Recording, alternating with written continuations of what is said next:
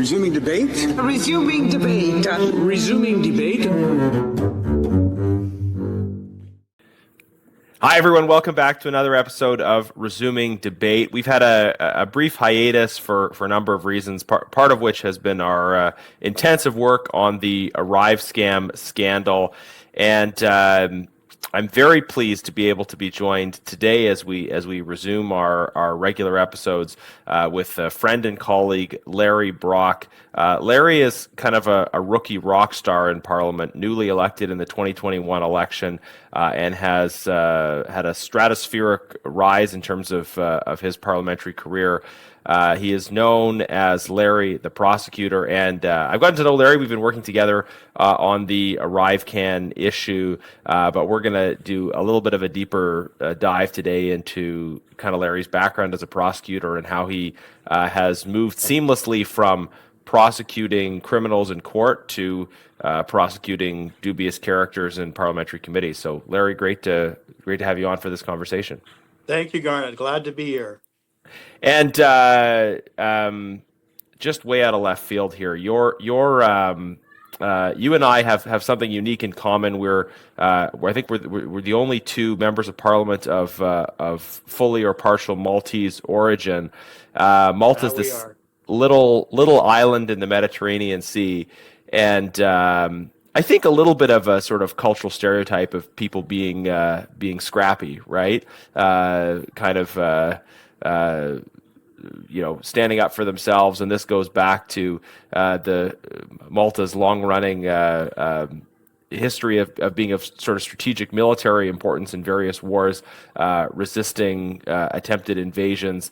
I heard stories from my grandparents about World War II and how the Axis did everything they could to take Malta, and Malta held out. So maybe if you don't mind me just starting there, tell us a little bit about your thoughts on your heritage and how that's shaped your identity as a person and as a member of Parliament. Great question. So I have many cultures on my mother's side and my father's side, but starting with my mother. You are absolutely correct. We are both Maltese. I'm Maltese on my mother's side. She was born in Malta to my grandmother, who was born in Alexandria, Egypt, lived her life there, met my grandfather, who was 100% Maltese in Alexandria. They got married in Alexandria and then moved to Malta. Now, so my grandmother literally could speak close to 7 languages in Alexandria, Egypt. Her mother was Greek, her father was Italian, so she could speak English, French, Italian, Greek, Egyptian, and obviously Maltese. So she carried that languages. She instilled that into her children, my mother and my aunt. And they lived quite happily for about 5 years of my mother's life in Malta. I don't know what town it was, near the capital city. And then I guess the economic circumstances were such that there wasn't an abundance of work-related activities for my grandfather. So he heard about a wonderful opportunity to move to Canada. So he went to Canada first, and after 3 months, invited the family to travel, and they decided. And this would have been when? This would have been back in late 40s. Okay. So my mother was born in 40. My mother was born in 42. So Okay. she was 5. So late 47, 1947, they immigrate to New York City, and from there made their way directly to Brantford, Ontario. Okay. My grandfather had friends and other relatives who settled in the southwestern area of Brantford, and there was a job waiting for him, of course, and that's where the family decided to live. So that's my mother's side. My father is half Irish, half Polish. So you can see a number of cultures that has influenced my upbringing. Predominantly, though, they were raised as Irish farmers. My father was a farmer and grew up in the little town of Jarvis, Ontario, which is just outside of Hagersville, Simcoe area. Okay. And yeah, they met each other on a blind date when they were late teens, early 20s, and hit it off and decided to get married. And a year later, I arrived. A year after that, my sister arrived, and we've decided to, family decided to settle into to the Brantford area. So And you've lived there your all whole my life entire then? life, my Yeah. Okay. entire life, born and raised.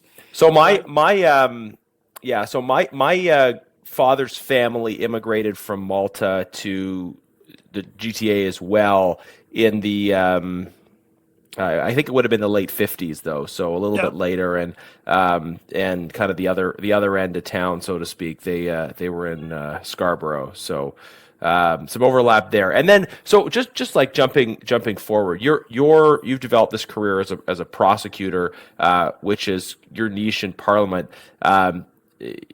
But this was your career beforehand. You were a yes. prosecutor in what the same community you represent, and tell us a bit Yes. about Yeah, that. yeah, yeah. It's an interesting story. I don't know if I ever shared this with you. I've shared it with a number of colleagues, and they get quite a kick out of hearing this story. But I don't know what it is, but at the age of 5, and I have a vague recollection of this. I know my memories of my childhood are rather spotty. As I get older, it's even more spottier.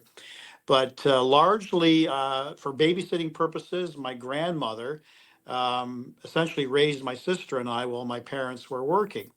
My grandmother lost her husband, my grandfather, literally 10 days before I was born, Garnet. Oh wow. And so, yeah, she was at the ripe old age of 39, a widow. She married very, very young, I guess, which was customary in that culture back in those days. My grandfather was much older. So we sort of had this unique bond literally after I was born. And she would call me her Butch, Butch, her Butch. It's a nickname that has carried with me all my life. I've actually named some of my bulldogs, my British bulldogs, Butch. But nevertheless, so she tells me at the age of 5, as she was watching me, she put on some cartoons for me. Back in those days, it was black and white, but I was watching cartoons. She left the room. 10 minutes later, she comes back into the room, and I've changed the channel. And lo and behold, what I was watching was an old black and white series known as Perry Mason. Oh, I love that The show. Yeah, original was yeah, Raymond Burr, right? yeah. So I'm Absolutely. watching it. I'm literally in front of the television, just glued to the television set. And my grandmother says, Butch, why did you change the channel? And I looked up at her and I said, Grandma, I want to be him. Now, I didn't know what that meant at the age of Perfect. 5, but I guess I really liked the courtroom drama of the show. So as I got older, the only thing I was fixated on was this whole concept of becoming a lawyer, a courtroom lawyer. As I got older and older, I realized, yeah, this is something that I could really stick my teeth into. I think I would enjoy this as a career. So really, it made my younger years really much easier in terms of my focus. I knew I had to have good grades.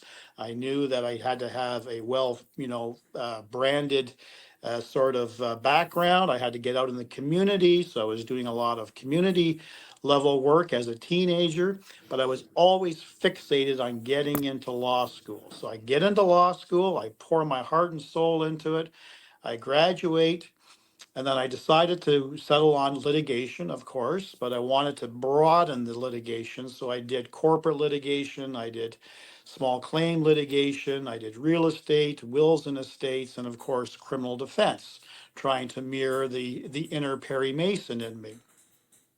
So I started off at a small litigation firm in Hamilton, Ontario.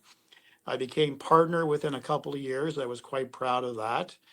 And within another couple of years thereafter, we decided to branch our practice into not only Hamilton but in the Brantford community. And I found that more and more time I was spending in Brantford and less time into Hamilton. So there was a mutual decision to leave the partnership, and I would completely take over Brantford operations under my own name. So that started off in 1997, and we were literally right across the street from the Brantford courthouse.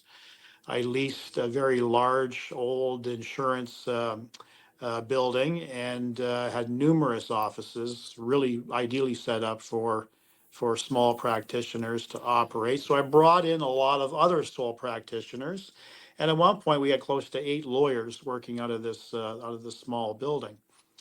So then, I was working really hard. I found that there really wasn't much of a work-life balance when you're in your own business, you're self-employed. You got to be cognizant not only of meeting payroll.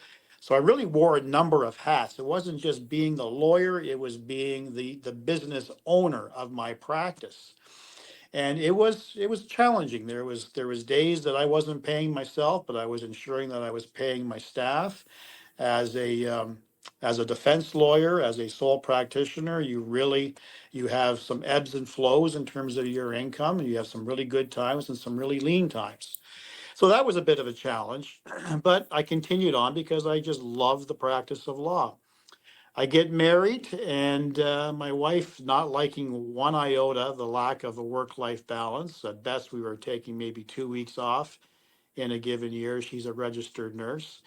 And then she just said to me, she goes, look, I don't think you're going to go anywhere in this private practice of yours. I'm seeing the stress all over your face.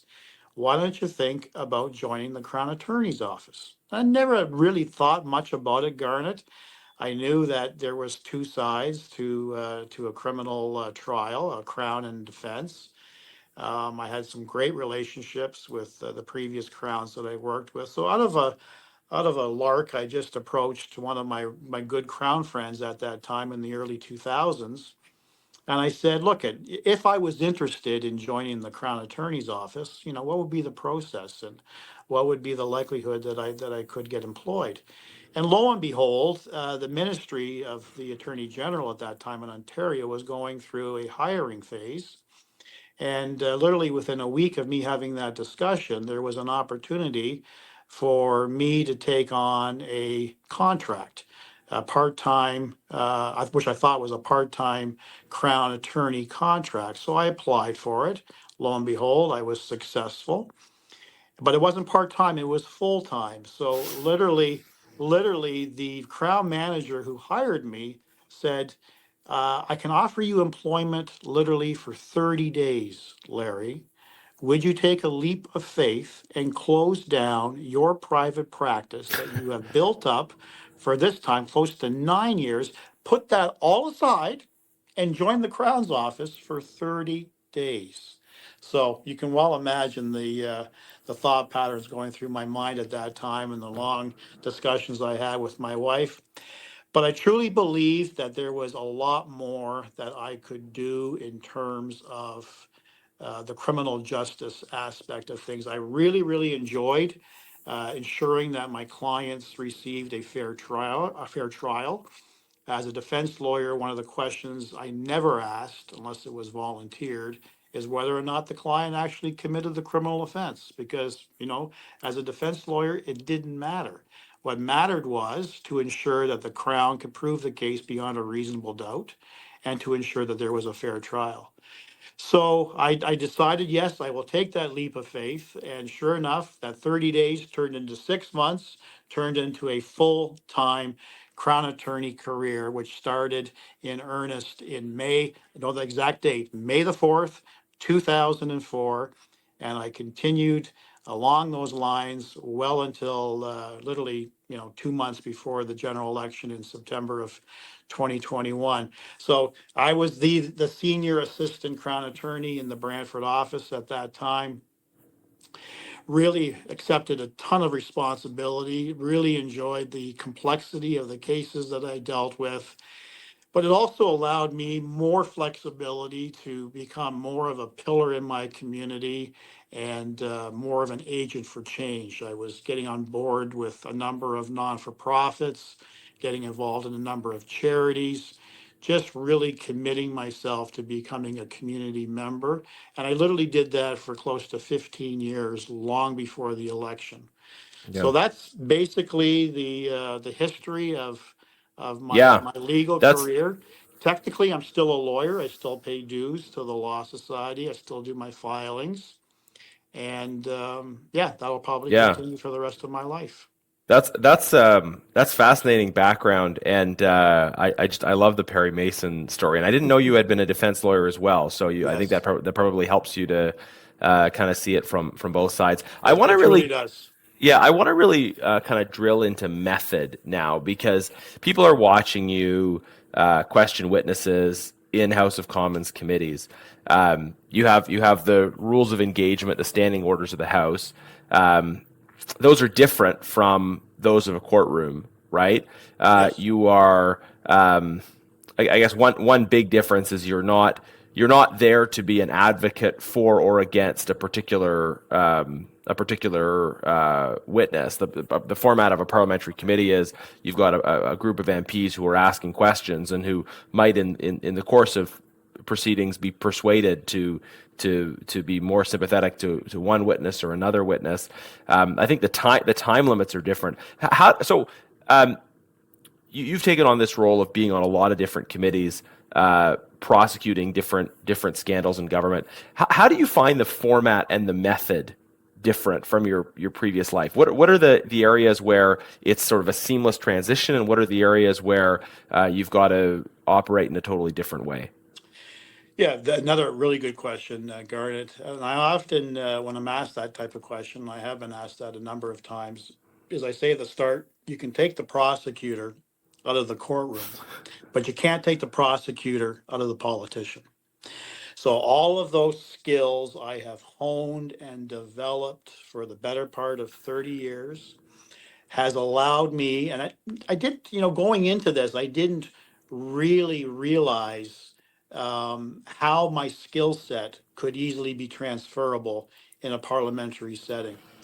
But there has been challenges, and clearly the biggest challenge is obviously the time constraints that we have at committee. I remember my very first committee meeting was assigned to the Justice Committee after the election, Garnet, and not truly appreciating the time constraints or how many opportunities I would have for interventions. But going back to the old ways of a Crown attorney, where in a cross examination, you're not time limited at all. Some of my best cross examinations, Garnet, lasted several hours, if not several days. So I'll recap where things get cut off. Essentially, I said you could take the prosecutor out of the courtroom. You can't take the prosecutor out of the politician. Skill set very transferable. Challenges, however, in the political arena in terms of the time constraints. Literally, a 5 minute block, a 6 minute block, depending on the rotation, Garnet, as we well know. We might have one intervention through the entire 2 hour meeting. We might have a couple. So it's been a real challenge for me to take the best of the best approaches that I honed over 30 years in terms of developing a theory. Going into a cross examination, you always have a theory, but the best part of a cross examination as a prosecutor is not necessarily preparing verbatim what you anticipate the witness is going to say, but listening to what the witness has previously said in response to a number of questions. And I think you do that really, really effectively well, Garnet, in terms of positioning yourself quite often as the third member of our team or the fourth member of our team. And you often will start off one of your questions based on a response that the witness has given and extrapolate and expand upon that. So some of the best opportunities I have had is simply listening to the word of the witness and then taking from that and developing your overall strategy. So it's been a challenge. I'm getting much better from where I was 2.5 years ago to where I am right now.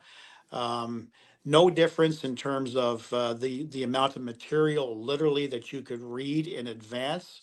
of an actual appearance. We have the opportunity of reviewing previous transcripts. We have the opportunity of doing some more background research, getting more material from the government on the relationship that a witness may have. In this case, on the Arrive scam issue, there's an abundance of material that we get from various departments. So I'm a ferocious reader. I read everything in advance. I have never gone into a committee hearing unprepared. Sometimes I'm over prepared. So I think it's always a reminder to me that although we do have these pre-con meetings and we have an overall strategy, things really, move on the fly. We get some great assistance from Craig as part of the OLO team. And it really depends on, again, what the witness has said as to how we're going to pivot in terms of changing the nature of our questions to really land some of the talking points that we think are appropriate. So Yeah. it's listening skills, being adaptable, being nimble, and working together as a team to deliver that message. Very Yeah, important. just to drill down on the timing issue, because I don't have the background you have on. So when you're preparing for a cross examination in a courtroom, you don't have any limits on time that None. you're looking at. So None. you have that witness for as long as you have questions left to Yeah. ask them. Yeah, and Wow. and I know one It, of the questions that we're going to have that we're going to talk about is some of the traits that I look at in terms of challenging the credibility of a witness. yeah. It's far more effective to do that when you have unlimited time. Some of the best cross examinations I have done have lasted several hours and several days because a liar, a person who is less credible, can never keep the facts straight. And I will always, go at a particular issue in a number of directions. The witness doesn't think that I'm asking literally the same question because I'm simply rephrasing it. But Right. the judge knows where I'm going with this, and the judge is listening to a number of different responses to the very same question in essence. And that really is the telltale signs of someone who is less credible. Not so readily apparent in the political sphere in terms of getting that out, save and except we do have the transcripts. And Yeah. sometimes we have been very effective in terms of highlighting some of the contradictions. Some of our witnesses contradict more than others, and we all know who that person is, Yeah. Garnet. But you also have some very, very well rehearsed and very professional witnesses Yeah. who will also know how to game the system, to literally talk out the clock. In the case of ministers and other senior members of the bureaucracy, they know how committees tend to work, and they're there to frustrate our ability to really do our jobs effectively. So it has been a challenge to say the least, but I think, together we work as a team, and I couldn't highlight the importance of preparation as a team and to read as much material that we do have available to us and to get that constant direction from leadership throughout the committee hearing Yeah. is very Yeah. valuable. I think like a big difference with that time constraint is you have to press the witness to give quick answers, and if you're looking for contradictions, generally it's going to be across a couple different appearances or across some of the different rounds of questioning. And so in a courtroom, I mean, you have you do it over a number of days. The witness would have breaks, I suppose, right, where they Oh, would yes. yeah, Yes. but you're able to ask the same question multiple, and we've done some of that, I think, but it's much more constrained from a Yeah. time perspective, and that creates a bit of an incentive sometimes for the witness, and certainly we've seen this with ministers in the government, where I think Melanie Jolie's line is always, well, first and foremost, let me tell you, I'll ask some very specific question, and she'll say, well, first and foremost, let me tell you about Yeah. this Yeah. other thing happening over here, right? And Yeah. Yeah. arguably, if we weren't subject to those time constraints, things might go faster in the sense that Well, that not there's no only that, incentive to rag the puck, yeah, right? not only that, a big difference between the two arenas, Garnet, is the lack of ability of a committee chair to mirror the opportunities and interventions that a particular judge would have dealing with a witness who refuses to answer the question, who will go off on different tangents. There was never an opportunity that I would not capitalize on if the witness was non-responsive to a straightforward question. I could always turn to the judge and say, Your Honor, would you please direct the witness to respond accordingly? We don't have that ability. We do to a certain degree, but it's not often as effective as it would be if a judge were compelling a witness to respond. And it really Yeah, depends on who's chairing, right? right. If we have one of our own chairing, sometimes they tend to be a little more interventionist. If it's a government chair, forget it. It's just not going to Yeah, happen. yeah. So I think for people listening, so they understand aspects of our system. So there are 4 parliamentary committees that, in the standing orders, have opposition chairs.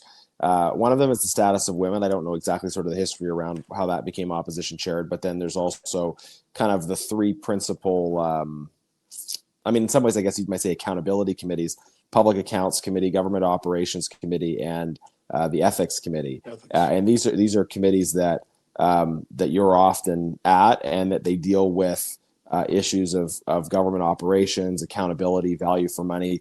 They're different from the policy committees. Most of the committees of Parliament focus on a specific policy area, so finance, foreign affairs, public safety, etc.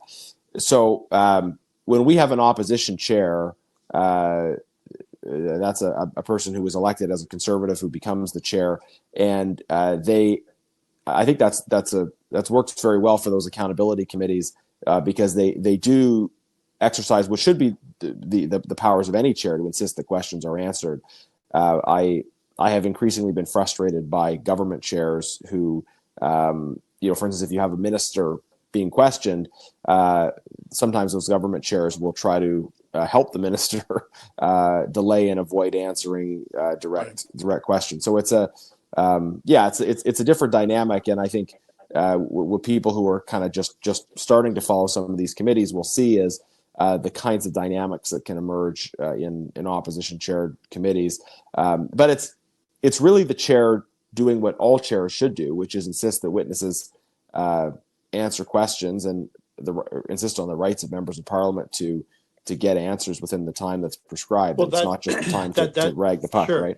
That is so important, Garnet, because I'm sure you're hearing it as much as I'm hearing it. The whole theatrics behind question period. The average Yeah, Canadian is extremely frustrated as to why there is never a direct response to a relevant question.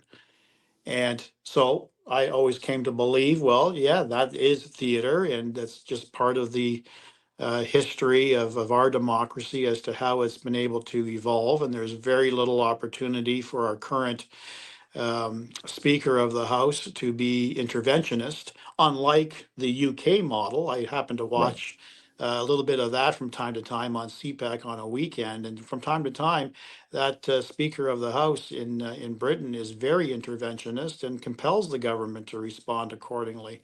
It actually was very refreshing to see that. But so if we can't get a question answered in QP, then at the very least, there should be some accountability and some direct responses to relevant questions at the committee level. Right. So Yeah. equally frustrating to Canadians who are watching this as well, that this is the same sort of pattern that is repeated. Yeah. I think one of the points that was made around the Christian Firth testimony is sort of an interesting one, that like we were very insistent on getting answers from a witness that was a contractor and involved in this government scandal. We don't have the same tools for holding ministers accountable. Ministers actually can't be compelled to appear before committee, and Right. there's no evaluation of the quality of their responses in question period. Larry, one other area where I think the structure is probably different is the level of public scrutiny and the sort of both the media and the social media dimension. Did you have much experience dealing with media or sort of highly scrutinized trials in your previous career? And how do you think the fact that so many people are watching these conversations, so many more in Parliament, how does that change the work that you and the rest of us are doing? Another excellent question. So I'll answer this because where things stood in the early 2000s and I can only speak to my community. I can't speak to any other legal community in Canada, but in my community, there was a very robust daily media presence in our community. Mm-hmm. It was a newspaper that was widely subscribed to. This was before the explosion of the internet and media online. They were very robust. They were everywhere, and they took an active interest in following court cases. There was always a reporter. And they might have two or three court reporters because we'd have two or three courtrooms, of course. So yes, from time to time, particularly in the early 2000s, I'd be asked to give commentary about a particular case, win or lose, what my thoughts were, if there was going to be an appeal, what the prospects of success would be at an appeal, some of the challenges that I was facing during the trial itself. So there was accountability in terms of justifying the work that I did through the media to my community at large. Mm-hmm. That over time started to get less and less and less, to the point literally that I would actually have to call my local newspaper to say, oh, by the way, I've got a particular trial, or I got a sentencing, or someone is being sentenced. You might have an interest in coming by and reporting on. Often they would attend, sometimes they wouldn't. So it was frustrating for me as a prosecutor because one of the sentencing principles for every single criminal offense in the criminal code is deterrence. And how do you share deterrence? How do you give a message to the community Hmm. that if you commit a similar like crime, you might expect a similar like sentence? How can you do that if there's no media to report on it? Right? So that I found over and over was being diminished. Hmm. The judges were talking about deterrence and how important it was to send a message to the community. But if you weren't in the courtroom itself, that message would be lost on you. Hmm. So literally, that is still continuing to this day in my community, and I'm sure communities across the country. It's just not being reported enough. Unless you reach a higher threshold that the Toronto Sun may pick up on it, or some of the other television stations may pick up on it. But it's a hit and miss type of approach. Whereas in politics, I think what we are doing, Garnet, in terms of our use of social media and some of our colleagues' use of social media, is we are not exclusively relying upon the traditional media to share the message as to what is happening in Parliament. Mm-hmm. They are unfairly, as you well know, reporting on activities in the House. Some media do a better job than others, but they're not being balanced and they're not giving Canadians the full story. So, where you and I differ, perhaps from some of our other colleagues who don't take more of an active interest in social media, is we are not only informing, we are educating, and we're taking off that mysterious shield as to what's happening behind the political door and giving Canadians the real deal.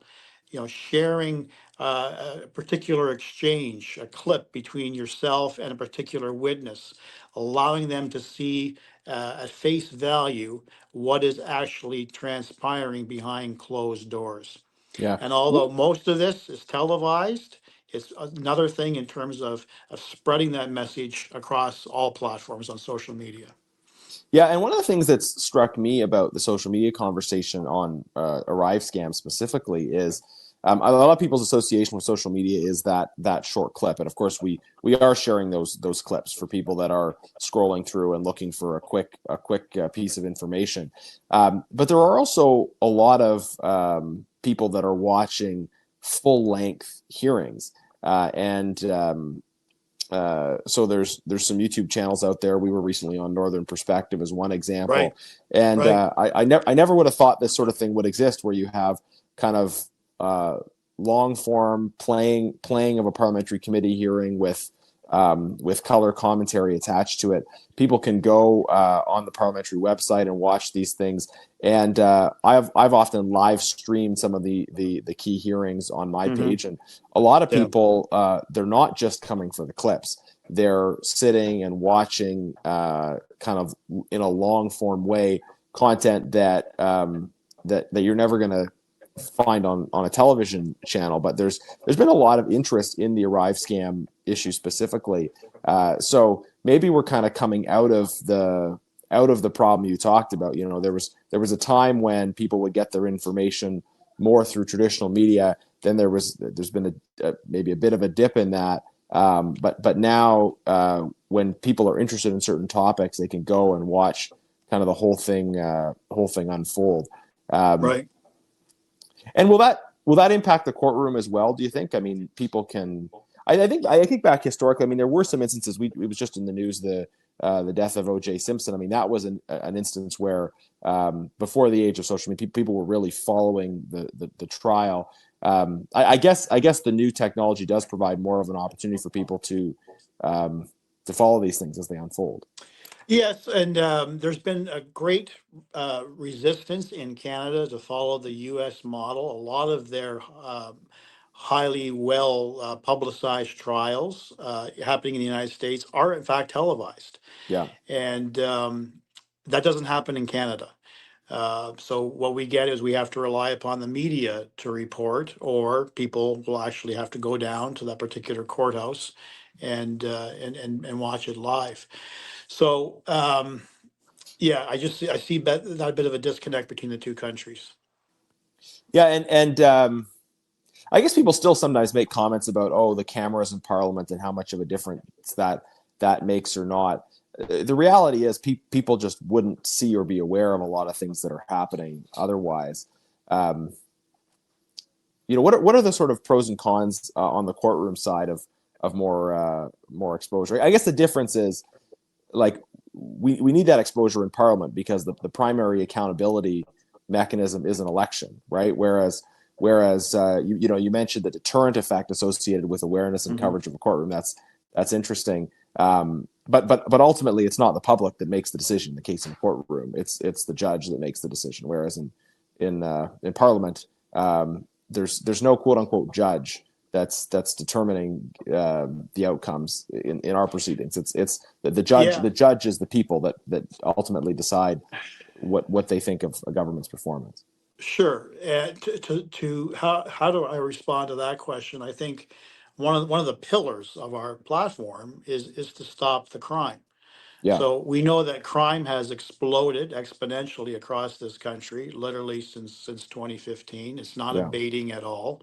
We have a broken bail system. We have police services from coast to coast to coast who are crying out for some meaningful change. The government put some lipstick on a pig with their bail reform bill, which I've been telling as many people as possible, as well as the government, that it is not going to address the stated objective. And the proof is in the pudding. We are still having a revolving door of criminals going in and out of the system because of policies and decisions made by the Supreme Court of Canada that have gone unchallenged by the current government. So to your point, we talk about a broken bail system, we talk about rising crime. People would benefit, in my view, if the press started reporting. And I know mm-hmm. Toronto Sun does an excellent job of reporting of all these individuals who have been on bail, who have a track record of repeatedly being convicted of court breaching court orders, who commit, heinous crimes and then get re-released, commit further heinous crimes and then get re-released, on and on and on. It's one thing to actually, read about it. People should be going down to their courthouses and seeing it live, because it's the one for every person who's being reported, garnered in the paper, there's probably another 100 facing Hmm. similar circumstances happening every day in every criminal court across this country. People would be aghast to know how prevalent this problem really is. The media is not reporting on it. I do my best in terms of the work that I do in terms of exposing our broken criminal justice system and offering solutions that fall on deaf ears. But we have to educate the public because they are being impacted. They are suffering at the hands of criminals who just don't value human life anymore. Yeah. I think about the mother, the young mother who just made the mistake of crossing the street at the wrong time at the wrong place, and she got hit by a stray bullet between two warring gang members in downtown Toronto in the middle of a day, middle of a work day. It could have been anyone, absolutely Yeah. anyone walking that street at that time, and that is literally happening every single day. So the public needs to know, if the media is not going to report on it, that there's opportunities for them to experience this live. Anyone, anyone is free to go into a courtroom to watch the proceedings, whether it's bail court, whether it's trial court, whether it's guilty plea court, whether it's one of the specialized courts dealing with drugs or mental health or indigenous matters. The courthouse is a public place that is open for anyone to watch the proceedings. Yeah, and related to that, I should say, uh, of course, their parliamentary proceedings are televised, but people can also come in and actually watch parliamentary committees. Yes, We do have a lot of people that come to the visitors gallery in the House of Commons. Not a lot of people take advantage of the opportunity to come to the kind of viewing gallery during committees, but that's an that's available open option to as them. well. That's Yeah, right. I Yes. want to I want to ask one more question about kind of parallels between a court situation and a parliamentary committee situation. So, in the context of a Arrive scam, we've dealt with this issue of people citing apparent health or mental health reasons for not wanting to appear and answer questions. Christian Firth did this very, very publicly, of course, in the House of Commons, and that was the kind of excuse used by the Liberals for saying we're not going to participate in asking these questions, even though the other parties did. That looked to me like the Liberals simply not wanting the accountability process to unfold. But it does, I think, raise important questions around how do you respect instances where there are legitimate and verified health or mental health claims, um, um, but also not allowing that to be kind of an excuse for not providing basic information. I'd imagine there's a process for dealing with this on the court side. If you've got a murder trial Yeah. and the accused says asking me to testify is going to cause various challenges for me, push come to shove, you're still going to need to get that trial still needs to happen, right? Mhm. So how do you navigate those situations, and what can we as parliamentarians learn from the way that Sure. prosecutors Sure. operate? So the whole question, my whole response comes down to trying to separate truth from fiction.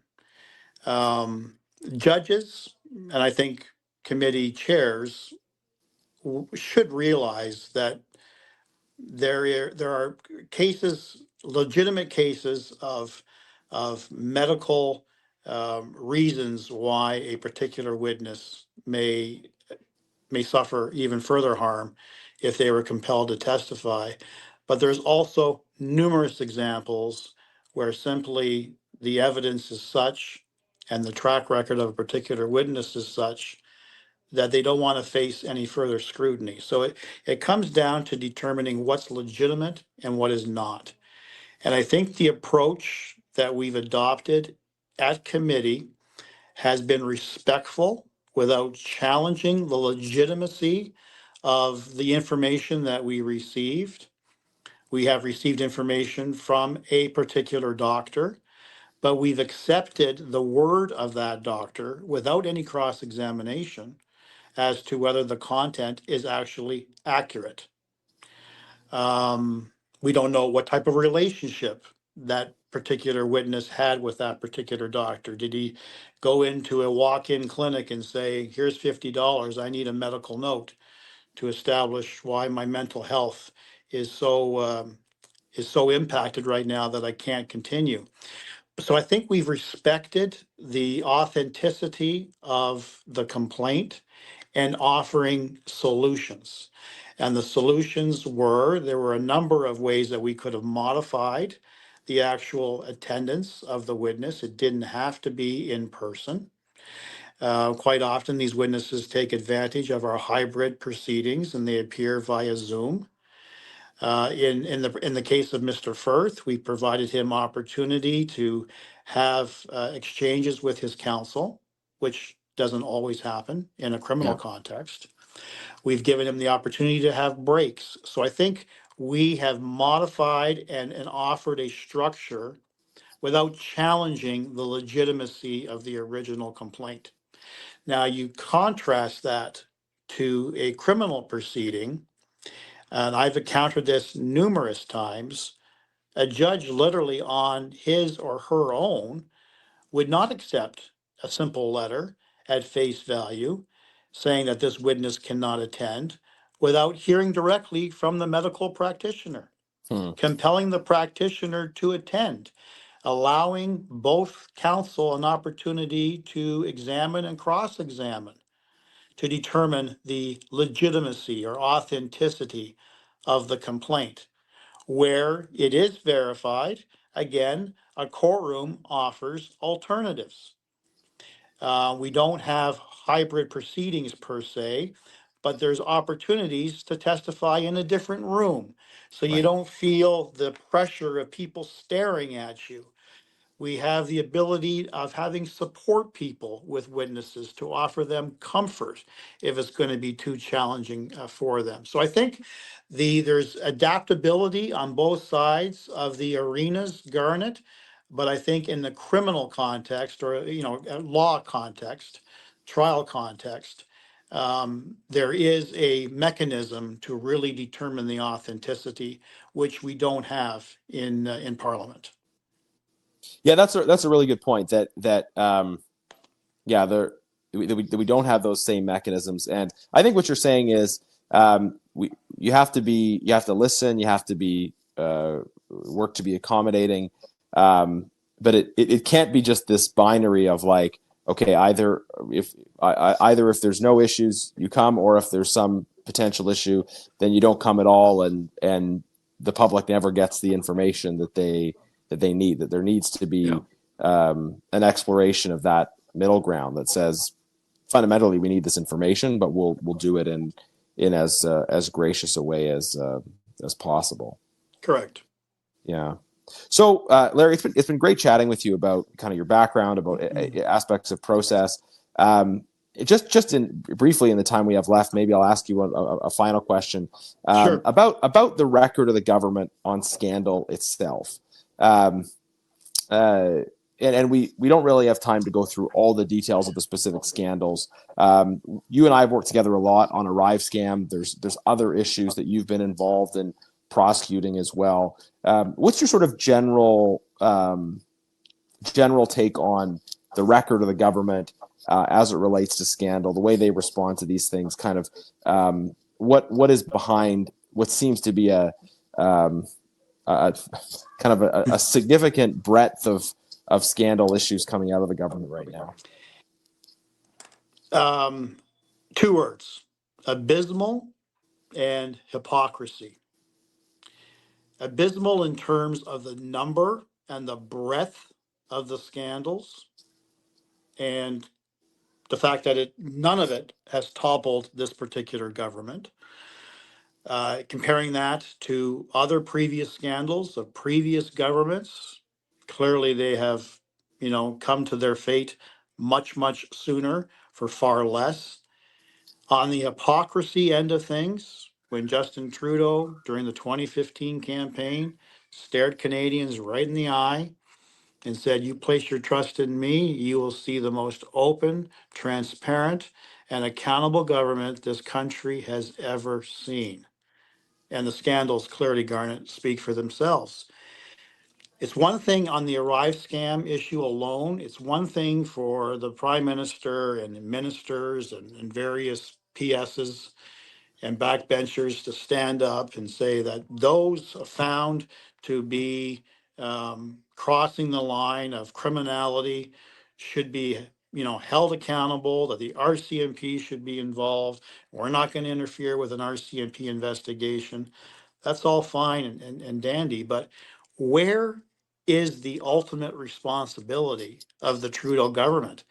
What happened to the concept of not only ministerial responsibility, and I think you've personally got some recollection of that because I believe I missed an opportunity last week where you challenged Minister Anand on the whole concept of ministerial responsibility.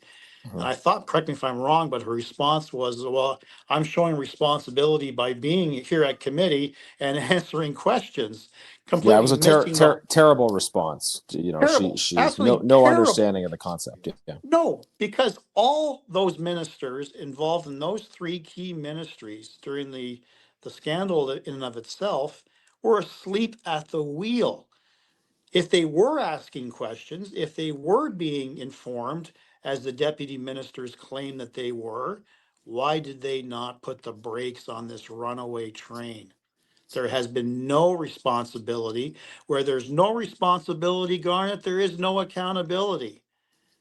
So when you have a prime minister who's been found guilty twice of ethical violations and ministers found guilty of ethical offenses, et cetera, what does that say to the current government? What does it say to the Liberal Party?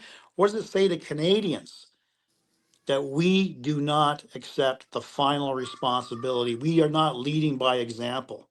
We are not governing at the highest level of ethical competency. And that is really disturbing to me, not only as a Yeah. parliamentarian, but as a Canadian, because we all expected so much more from this government. So it's been abysmal, an absolute abysmal track record. Yeah. Well, as we talked about before, in a courtroom, you've got the judge sitting at the front who renders judgment, and in a democracy, it is the people of Canada who render judgment when the time comes. I know a lot of people in my riding are hoping for an election sooner rather than later, but this is the process. You are going into committees, prosecuting the government, prosecuting various contractors who had close relationships with the government, and the question sometimes I get back is, well, what's going to happen? What's going to be the consequence? What's going to be the follow up? And the ultimate answer to that is that it is the people who render judgments in an election. So you're prosecuting the case before the wider public is the judge, and that will be the time when a final decision is rendered. Sure, judgment will come on election day, but I'm also hoping that the RCMP, Right. Good point. who are literally receiving referral after referral, initiating their own investigations. I've lost track probably as to how many ongoing investigations they're looking at with respect to this scandal alone, let alone the other scandals that are floating around Ottawa. But I'm hoping that they will essentially break down this concept that there is a two-tier level of justice in Canada. That if there is criminality and malfeasance on behalf of politicians, that they will not feel the political pressure as they did in my view, and I will stand by this with every breath that I take. I will stand by this, the political will was not there to charge Justin Trudeau on the SNC-Lavalin Hmm. affair. There were reasonable and probable grounds to arrest him for obstruction of justice. I will always maintain that position regardless of what the commissioner and the deputy commissioner had to tell me at committee. So I'm hoping that Canadians can have faith again in our national police agency, that they will follow through, and where criminality has been found, regardless of the person, regardless of the title, regardless of their affiliation, that criminal charges will be laid. Yeah, that's a great point as well. That there is the political side where we're prosecuting politically what government is doing, and the people render judgment in an election. But there's also the way that the information that comes out through our political prosecutions can identify areas where there's violation of criminal law, and then the traditional court system is engaged. And you're right, Canadians would expect that people, regardless of their position, their level, their background, are held accountable for Right, criminal behavior. right. Larry, anything else? Anything else I missed before we wrap up here? Anything? No, you've been Okay. extremely thorough. As I say, I just thank you for the opportunity to share my background, my perspectives on the skill set that I bring to my role as a parliamentarian. I thoroughly enjoy working with you, Garnet. I've learned a lot from you, and we work very well as a team, and we will continue collectively to prosecute this government, to give Canadians the hope and belief that a conservative government led by the next great Prime Minister, Pierre Poilievre, will start to correct the wrongs that this government this country is facing. Okay, well, thank you very much, Larry, for being our guest today on Resuming Debate. I hope you've all enjoyed listening to this conversation. Resuming Debate podcast, we do have a variety of different kinds of guests. I have many times had members of parliament from other parties on as well, and we go back and forth on whatever the issues of the day are. Of course, we lean a lot on external experts from here in Canada and around the world to shed light on domestic and international issues that we're facing. So if you enjoyed this episode, you can find Resuming Debate anywhere you get your podcasts. Please like, subscribe, share, leave a review, and we publish episodes generally about every 2 weeks. So we'll be back in 14 days with another episode, another great conversation. Thanks very much, and have a great day.